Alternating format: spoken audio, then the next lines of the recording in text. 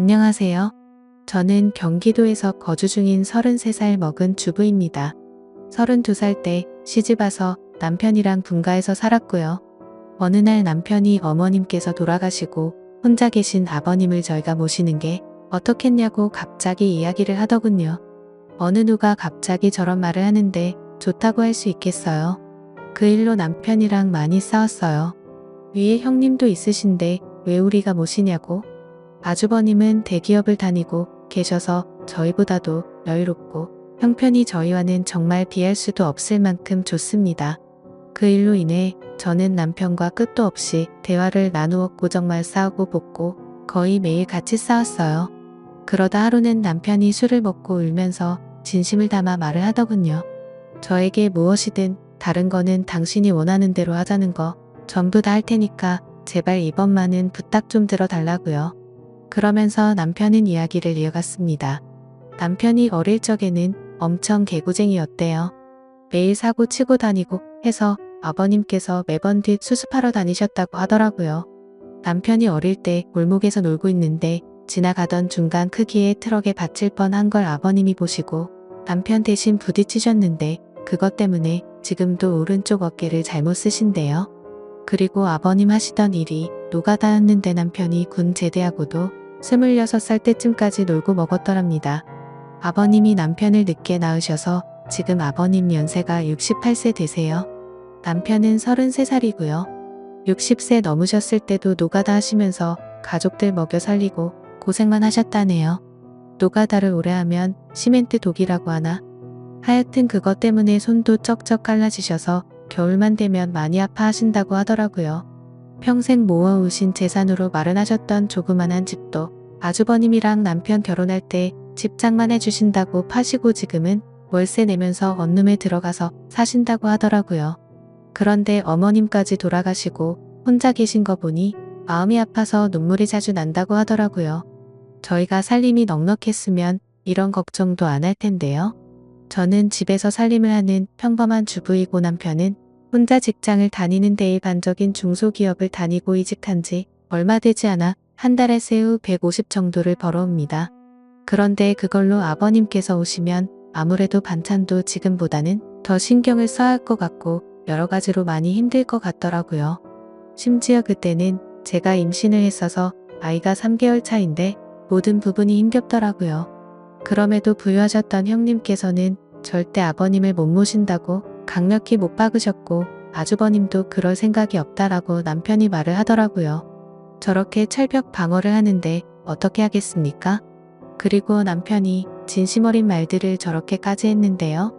그래서 넉 달 전부터 아버님을 모시기로 하고 저희 집으로 아버님을 모셔왔습니다. 처음에는 아버님께서 오지 않으시려고 자꾸만 거절하시더라고요. 늙은이가 가봐야 집만 되고 눈치 보인다고 하시면서요. 하지만 남편이 매일같이 설득하고 우겨서 겨우 모셔왔습니다. 모셔온 첫날부터 여러모로 정말 신경이 쓰이더라고요. 그런데 우리 아버님 매번 반찬 신경 써서 정성껏 차려드리면 그걸 드시면서도 엄청 미안해 하시면서 눈치를 보십니다. 가끔씩 고기 반찬이나 맛있는 음식을 해드리면 아버님께서는 드시지 않고 남겨두셨다가 저희 남편이 퇴근하고 돌아오면 남편을 먹이더라고요. 그리고 저 먹으라고 일부러 드시지도 않고요. 거기다가 하루는 장을 보고 집에 왔는데 아버님께서 바닥에 꿇어 앉아서 걸레질을 하고 계시더라고요. 저는 그 모습을 보고 깜짝 놀라서 걸레를 빼앗으려고 했더니 괜찮다고 하시면서 끝까지 고집을 부리시면서 청소를 끝마치시더라고요.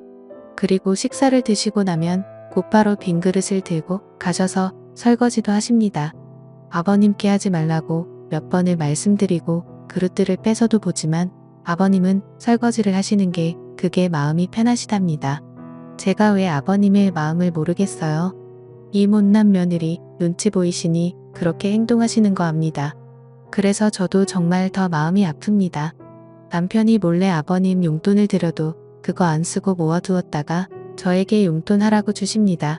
그렇게 저희는 부유하진 않지만 서로 애틋하고 마음을 써가면서 하루하루를 지내고 있었습니다. 그런데 어제는 정말 너무 많이 슬퍼서 펑펑 울었습니다. 아버님께 죄인이라도 된 듯해서 눈물이 왈칵 나오는데 참을 수가 없더라고요. 한 달 전쯤부터 아버님께서 아침에 나가시면 저녁 때쯤 들어오시더라고요. 어디 놀러라도 가시는 것 같아서 용돈을 드려도 받으시지도 않고 웃으시면서 다녀올게 하시면서 매일같이 나가셨습니다. 저는 그래서 그냥 집안에만 있으시기엔 답답하셔서 산책이라도 다녀오시다 보다 하고서 크게 생각을 하지는 않았습니다. 그런데 어제 장을 보러 슈퍼에 갔다가 아래층 주인 아주머니를 만나게 되었습니다. 그런데 그 주인 아주머니께서 제게 어렵게 말씀을 하시더라고요. 오다가 이 집 할아버지 봤는데 유모차에 박수 실어서 가던데. 이 말을 듣고 저는 상상조차 못 해봤던 일에 깜짝 놀랐습니다. 네, 맞습니다. 아버님 아들집에 살면서 돈 한 푼 못 버시는 게 마음에 걸리셨는지 불편한 몸 이끄시고 하루하루 그렇게 박스 주우시면서 돈을 버셨더라고요. 저는 그 이야기를 듣고 장을 보다 말고 밖으로 뛰쳐나갔습니다. 아버님 찾으려고 이리저리 돌아다녀도 안 보이시더라고요. 너무 죄송하고 가슴이 아파서 집에 들어와서 정말 한없이 엉엉 울었습니다. 한참을 울고 나서 남편에게 전화해 오늘의 상황을 말하니 남편도 아무 말이 없더군요. 한참의 정적이 흐르고 남편은 일찍 들어간다고 말하고 그렇게 통화를 끊었고 남편은 저녁 5시 조금 넘어서 평소보다 일찍 퇴근하고 들어왔습니다.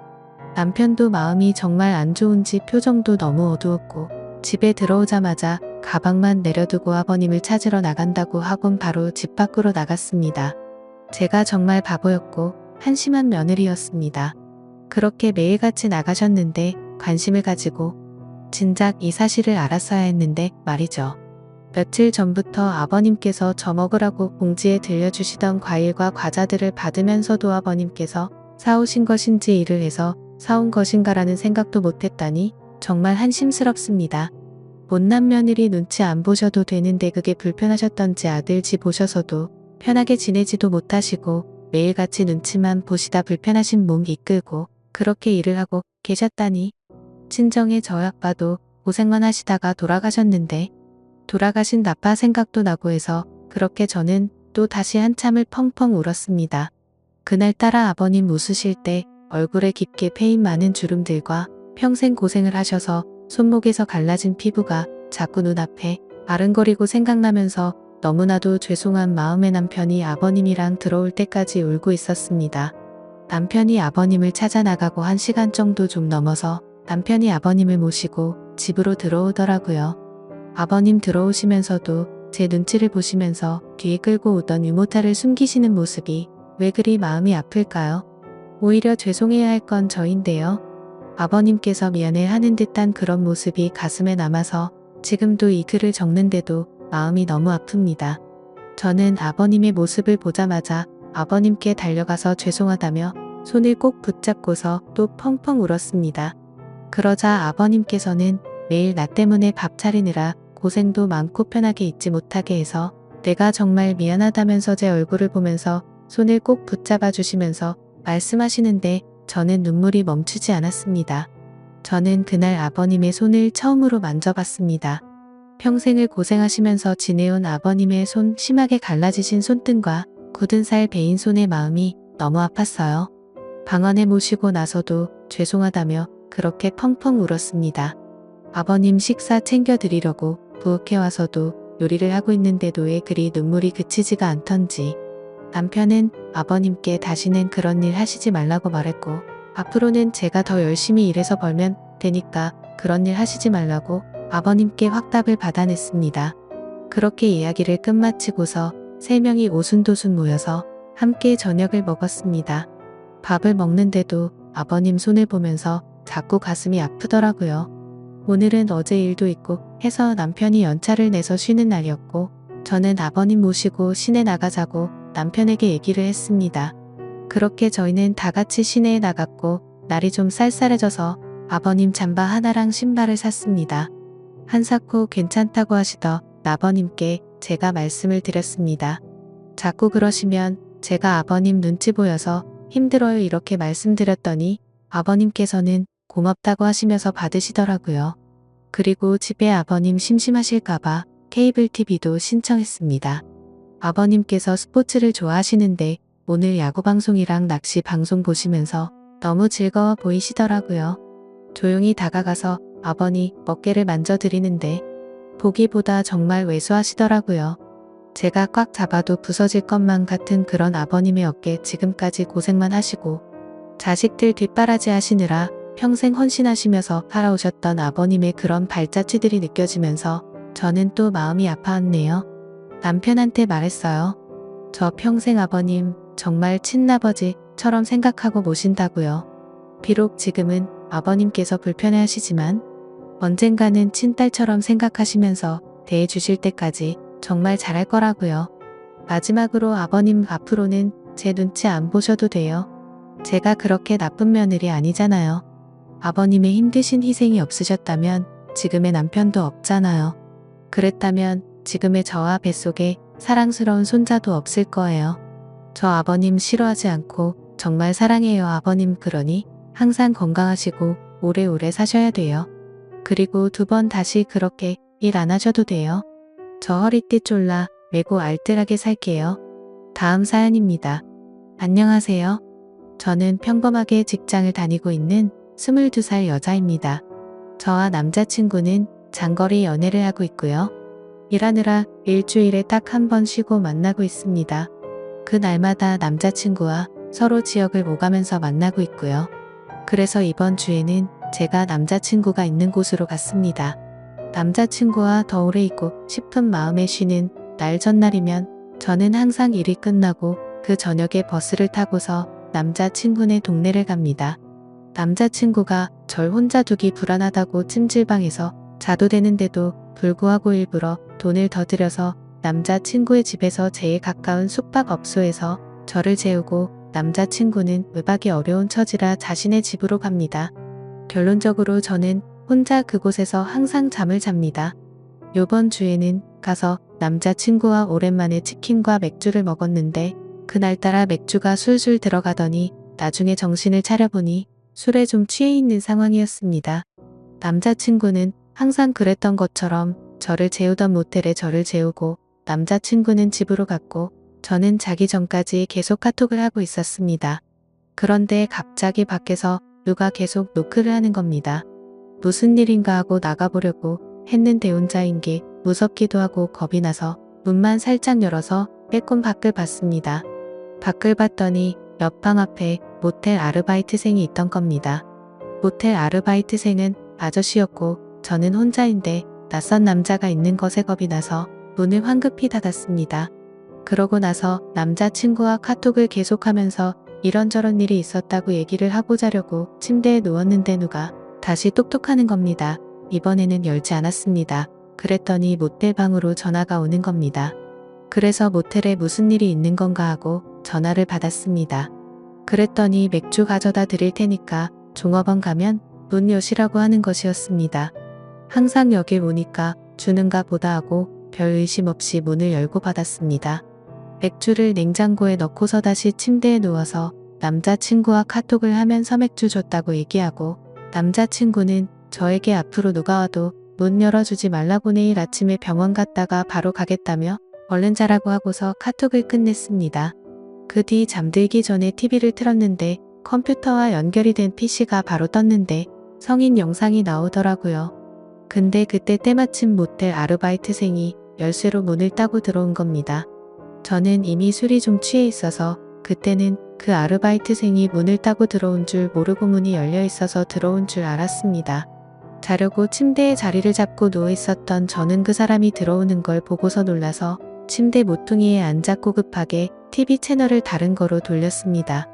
문제는 그때 술에 많이 취해 있어서 기억이 중간에 몇 부분이 나지는 않지만 왜곡되어서 기억되지는 않았습니다.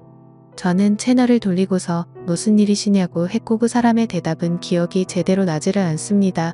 그 사람이 아마 필요한 거 없느냐는 식으로 했던 것 같습니다. 저는 그 사람에게 나가시라고 계속 말했습니다. 그러고서 그 사람은 저에게 그냥 보시던 거 보세요 이러면서 제가 들고 있던 리모컨을 빼앗고서 채널을 다시 돌리는 것이었습니다. 너무 겁나서 계속 제발 가시라고 계속 그랬더니 침대 모퉁이에 앉아있던 저를 눕히려고 제 다리를 만지는 것이었습니다. 저는 순간 겁에 질려서 그 사람의 팔을 치고 남자친구 곧 올 거라고 그랬습니다. 그랬더니 그때야 가더군요. 제가 술에 취해서 기억을 못할 거라고 생각했나 봅니다. 그러고서는 겁에 질려서 모텔 방 밖에 조그마한 소리만 들려도 놀라고 식은땀 나고 잠도 계속 못 들고 다급하게 남자친구에게 카톡하고 전화했는데 남자친구가 배터리 가는 걸 잊어서 휴대전화기가 꺼져 있는 것이었습니다. 그래서 저는 너무 무서워서 그 방에서 나서지를 못했고 뜬 눈으로 계속 밤을 새우다가 아침 10시쯤에 잠이 들었습니다.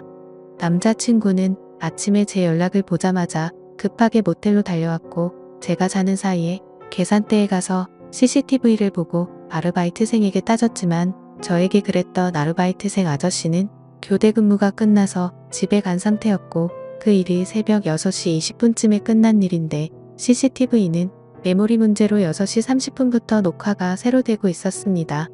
주인은 없는 상황이었고 낮에 일하던 아르바이트생은 아무것도 모르는 상황이었던 거죠. 그래서 그 아르바이트생은 그 알바 아저씨를 불러냈습니다. 저는 무서워서 나가지를 못하였고 남자친구 혼자서 아저씨에게 가서 얘기했습니다. 그랬더니 그 아저씨는 남자친구에게 6시 30분에는 손님들이 퇴실해야 되는데 제 방에 TV 소리가 너무 시끄러웠다며 TV를 끌어 열쇠로 문을 열고 방으로 들어왔고 저를 만진 건 자는데 이불을 덮지 않고 자서 이불 덮어줄 때밖에 없었다고 말했다고 하더군요. 그리고 제가 여기 자주 오고 남자친구는 항상 가는 것도 알고 있더군요. 여기 단골이시지 않느냐고. 저는 TV 소리를 크게 튼 적도 없었고 그 아저씨 때문에 무서워서 아침 10시까지 한숨도 못 잤습니다. 저는 그날 밤 겁에 질려서 벌벌 떨면서 잠도 못 자고 밤새워 무서워했던 것도 그렇고 너무 억울하고 어이가 없어서 그 아저씨에게 가서 따졌습니다. 다시 말해보시라고. 아저씨가 언제 그러셨냐고. 그랬더니 도리어 그 아저씨는 자기가 언제 그랬냐면서 그러는 겁니다. 제가 술을 마셨어도 기억을 다 하고 있는데도 그 아저씨는 제가 술에 좀 취해 있던 것도 알고 남자친구가 갔다는 걸 알고서 계속 거짓말을 해댄 겁니다. 저는 더는 말해도 안 통하고 자기는 그런 적 없다고 할 것 같기도 하고 사실 이런 일이 처음이고 너무 당황스러워서 얘기하다가 눈물이 나와서 혼자 밖으로 나갔습니다. 경찰서를 가도 심증은 있지만 물증이 없어서 일만 더 복잡해질 것 같고 남자친구가 사는 지역에 계속 올 수도 없는 상황이어서 이런저런 생각을 한 저는 남자친구에게 그냥 나오라고 했습니다. 남자친구는 제가 나간 후에 조금 있다가 나왔고 아저씨와 계속 얘기를 해봤지만 끝까지 자기는 TV 소리 때문에 그랬다면서 모텔의 다른 고객들을 위해서 그랬다면서 새벽 6시 30분이 어떻게 손님들 퇴실 시간입니까? 제가 만약에 아주 만약에 소리를 크게 틀고 있었다고 해도 여자 혼자 모텔방에 있는 걸 알면서도 문을 따고 들어오는 게 말이나 됩니까? 그리고 자는 제가 이불을 덮고 있지 않아서 이불을 덮어주느라 만졌다는 건 또 말이 됩니까? 변명해도 어떻게 그렇게 할까요? 집에 와서 생각해보니까 더 화가 나는 겁니다. 너무 억울하고 지금 가서 그깟 5만원 던져주고서 경찰서 가자고 하고 싶습니다. 하지만 그럴 시간도 안 되고 어제도 밤에 울면서 남자친구와 전화했습니다. 내가 대체 뭘 잘못했길래 이런 일을 당해야 하느냐고. 너무 억울하다고. 심증은 있는데 물증도 없는 지금 물증이라고는 모텔에 그 아저씨가 들고 왔던 맥주와 새우깡이 있었고 카톡으로 실시간으로 남자친구와 얘기했던 내용이 전부입니다. 그 자리에서 마음 다 풀릴 때까지 해결하고 오지 못하고 바보처럼 제대로 따지지도 못한 저 자신에게 너무 화가 납니다. 남자친구도 자신이 지켜주지 못해서 정말 미안하다면서 죄책감을 느끼고 있습니다. 그래서 이젠 남자친구에게도 얘기하지 못할 것 같습니다. 어떻게 해야 하나요?